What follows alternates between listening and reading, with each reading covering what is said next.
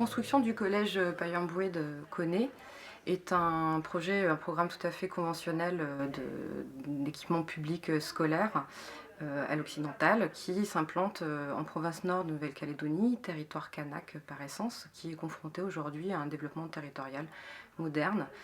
Et cette traduction programmatique a été présentée avec une démarche environnementale par le maître d'ouvrage.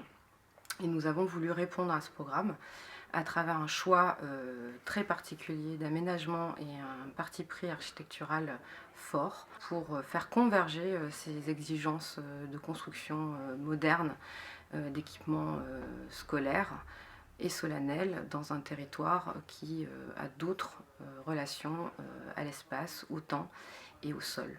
Une question mal formulée, c'est-à-dire utiliser un terrain en fonction des aménagements traditionnels que n'importe quel collège, institution publique, pouvait, on va dire, investir dans un cadre occidental. Mauvaise question, difficulté de réponse.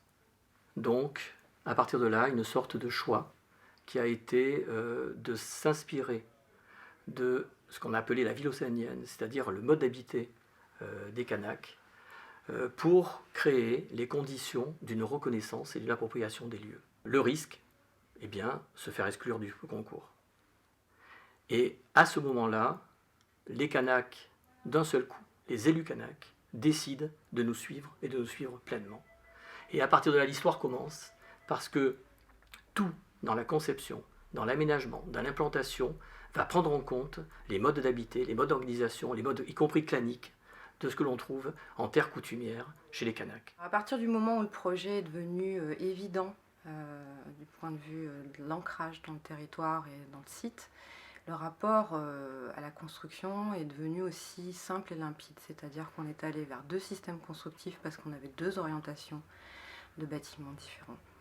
Et les deux systèmes constructifs, l'un en bois assez classique, même si ce n'était pas aussi simple à mettre en œuvre que ça, et l'autre en pisé stabilisé, qu'on a dû à un moment donné appeler béton de terre, parce qu'il y avait un problème d'attachement ou d'adhésion au projet par certains des acteurs, et que par une traduction, l'accompagnement de cratères et l'implication de l'entreprise qui a réalisé les travaux Alternative Construction, on a pu enclencher une démarche de développement autour d'un matériau qui a toutes les vertus environnementales qu'on ne va pas développer, c'est pas nécessaire ici, c'est connu et reconnu, mais c'était pas reconnu par les acteurs principaux et les principaux décideurs. Donc il a fallu convaincre, et convaincre aussi par la réalisation de l'esthétisme et l'adhésion même des utilisateurs. Aujourd'hui, c'est un projet qui fédère, auquel tout le monde adhère et qui génère même la création d'une filière d'apprentissage, un CFA,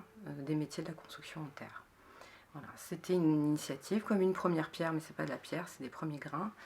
Et on a développé un projet à la fois symbolique, très environnemental par son essence même, et surtout politique.